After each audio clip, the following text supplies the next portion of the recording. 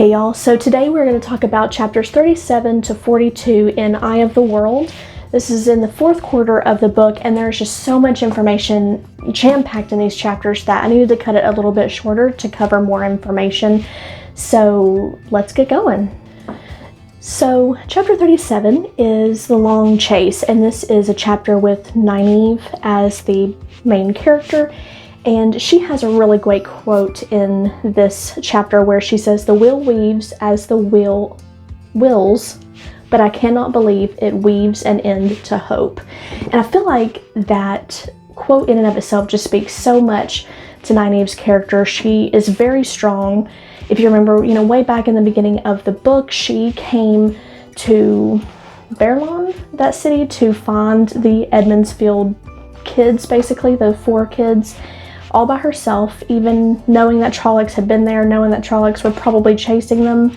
She came all by herself to try to save them, and it's very admirable. And I feel like she knows that even though so much is going on and they're in so much danger, even though Moraine isn't telling her much, I think that's part of her anger with Moraine is keeping these secrets, which is another thing that we can talk about. But Nynaeve knows that there's a lot of danger, and yet she still refuses to lose hope.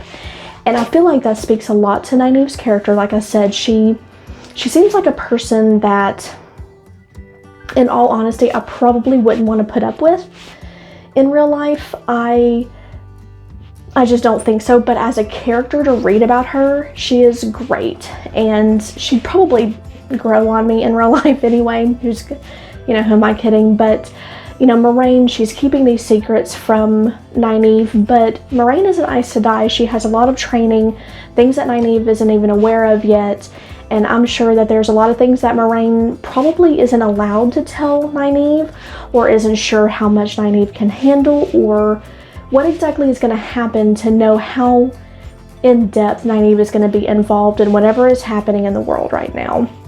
So I understand both sides. I understand Nynaeve being so angry with Moraine because she wants to know what's going on, but Moraine she's having to keep things close to her chest. She's having to, kind of really decide what she's telling Nynaeve and what Nynaeve can know. We see Nynaeve and Lan's relationship grow just a tiny bit. You're getting just hints and just glimpses, and I really like that.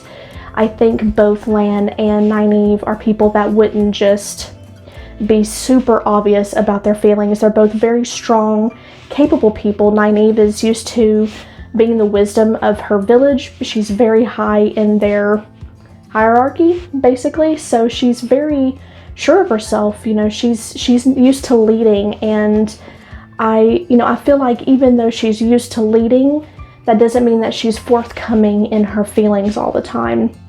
It's very clear that Nynaeve is actually pretty insecure deep down, I feel. Anyway, she never outwardly shows it. And I think, like I said, that part comes from her being the wisdom in Edmondsfield. She may be insecure in herself, but these people depend on her, these villagers, and she doesn't want to let them down. She doesn't want them to know if she's insecure about something. And so I feel like she really carries that with her.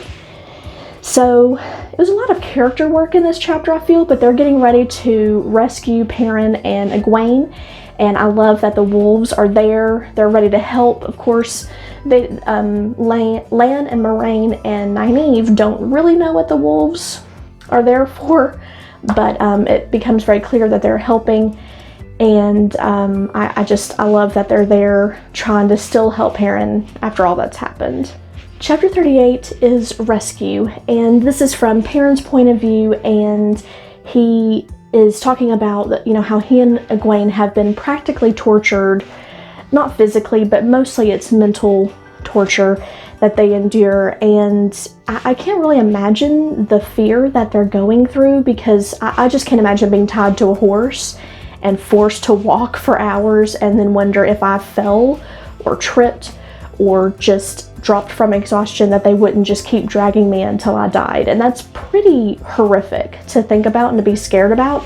These kids, they're still practically kids. I know they're probably like around their 20s, but to me that's still a kid in ways. And I can't imagine going through something like that. It must have been extremely terrifying. And when Buyer, the guard or the White Cloak that comes and is like, hey, if you so happen to cut off your ropes with this sharp little rock that I'm going to leave you, you can escape because we have places to be. I was kind of worried. I didn't really know if Perrin and Egwene could trust him, because it could be one of those, try to escape, I'm letting you escape, and then as soon as they actually try, they just kill him because their excuse is they were trying to escape, we killed them, now we can still march as fast as we can. So I didn't know if Egwene and Perrin could truly trust him. And the other problem is I don't exactly know the time frame of Moiraine and Lan and Nynaeve's rescue attempt is going to happen. So I don't know if this is a different night or the same night, because it would just be something for Egwene and Perrin to escape and then Nynaeve and them actually try to help them escape, and they've already escaped. So you have a little bit of anxiety because you don't know if they're actually going to escape or if Nynaeve is going to be able to help them escape. There's just a lot of unknowns, and it's pretty scary.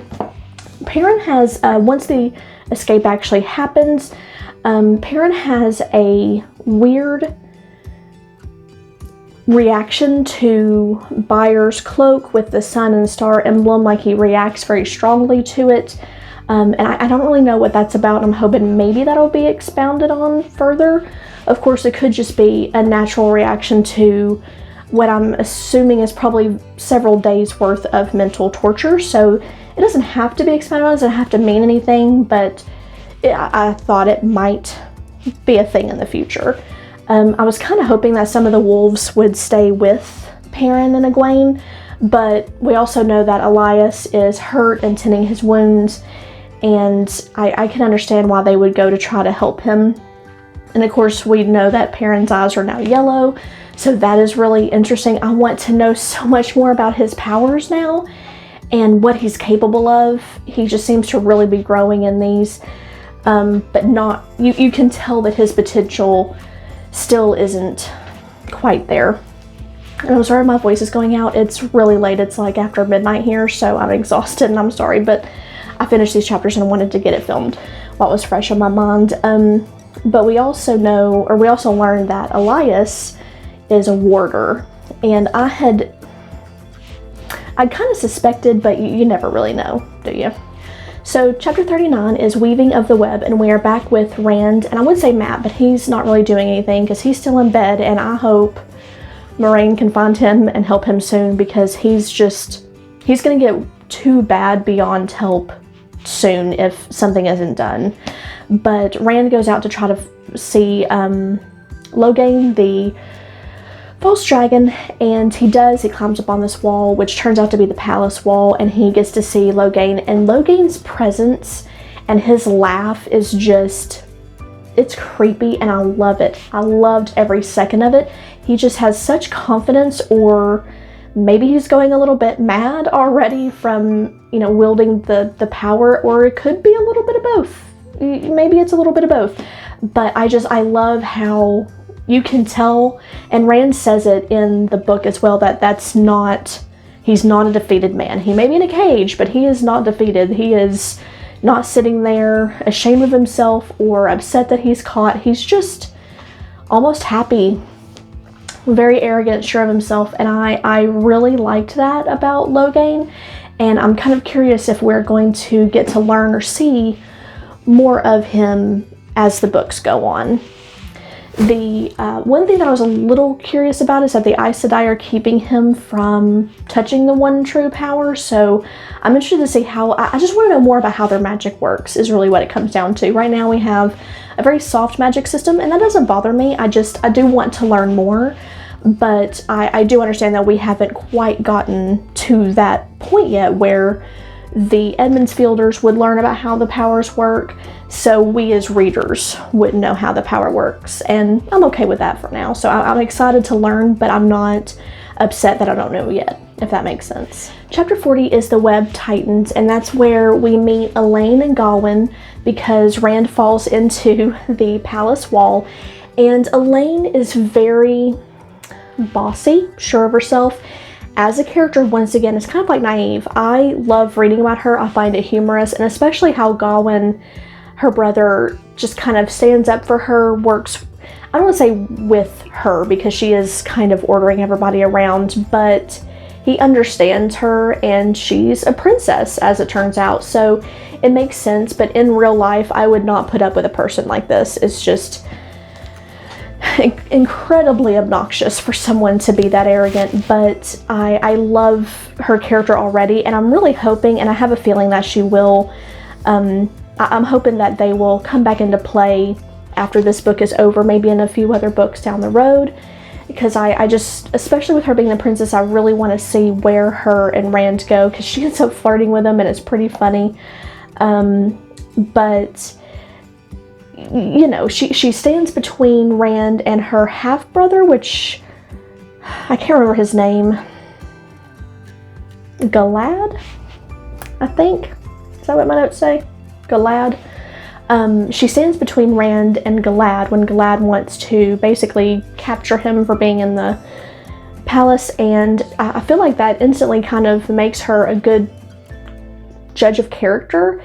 She just met Rand. She kind of knows what he was doing on the wall and what happened, so she has a little bit more insight, but I feel like it's a good judge of character, and she didn't just automatically, you know, call for help, or she stands up for what she feels is right, and I admire that in her. I did think that while they were talking to Queen Morgase, she does make an interesting comment about Logain and how he's as dangerous as a wolf, which makes me think about Perrin, and I wonder what exactly, is this, are wolves going to be something bigger than what, like, we consider wolves here in real life? I just wonder why she would liken Logain to a wolf. And I mean, don't get me wrong, wolves are absolutely vicious and terrifying here in the real world, but you know, you see what I'm saying. I just want to know what she means and why she compares him to a wolf. So Elaida is another Aes Sedai. She is the advisor to Queen Morgase, and she foretells that Rand is going to stand in the center of pain and turmoil for the world, basically.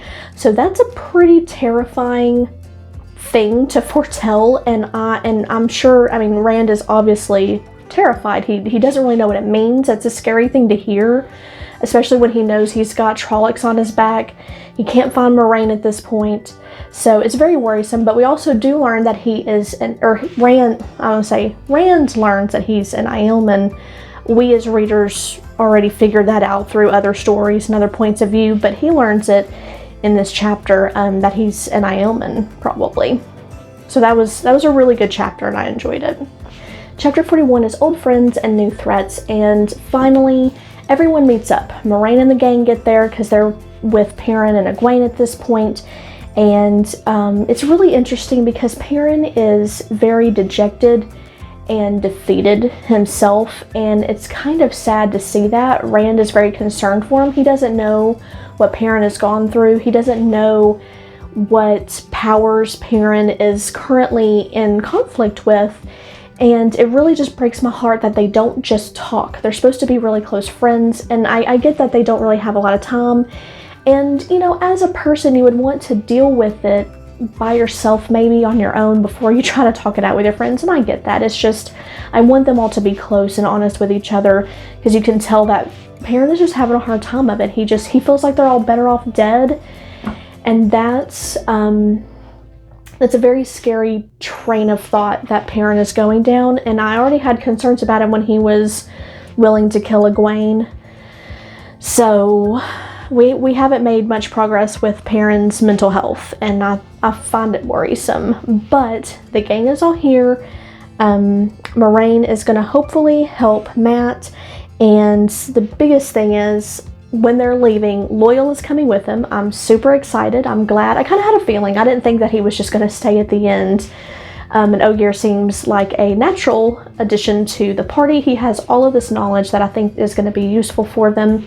But the true hero of the chapter is Master Gil, who counts down to the White Cloaks, or I guess he just counts to the White Cloaks like you're counting to a toddler, and I love it, because especially since they listen while he's counting to 3. It's great. Chapter 42 is Remembrance of Dreams, and in this chapter we're talking about leaving, and Matt isn't fully cured, but he is doing better, and I think that's really good, because I was kind of worried that after all this buildup of Matt being sick from this dagger, that Moraine would just come in and heal him like that. And I feel like that would have been a bit too easy, but I'm glad that she can kind of stop what is happening with him, and I'm sure it'll be pushed on into another book, which I'm perfectly fine with. But because I feel like, which I'm perfectly fine with, otherwise I feel like it just would have been too easy, like I said. I do find it funny that Egwene just neutrally asks who Elaine is. That's just so funny. I think their little romance is super cute, and it's a shame that it's not gonna last. I already know it's not. I've resigned myself to it, but in the meantime, they are super cute together, and I really like it. They are called, in this chapter, we learn that the 3 of the boys are called Dreamwalkers, and that it's really unique and rare, that there hasn't been one in a long time. And so I think that just gives more credence to the visions and the dreams, which you guys know I wasn't too keen on to begin with, but I'm fully on board at this point. We're Dreamwalkers now, and I love it. It's great. At this point, I was really interested to find out what the ways were, and it's obviously very tainted and scary. It's not a safe place to go, because Loyal doesn't want to take them, but he still wants to join in because he knows that Rand is Targaryen, and he's the center of the web. Things are twirling around him, I have a better word at this point, but he doesn't want to abandon the group. He knows that they need his help, but you can tell he does not want to take them into the ways, and I'm really nervous as to what is going to happen in the ways. So that is all the way through chapter 42 in The Eye of the World. I am really excited for the future chapters, and I want to talk to you guys down in the comments. You guys are leaving me great comments, and I love it. So keep them coming. I'm really excited about it. So I'll talk to y'all soon. Y'all take care.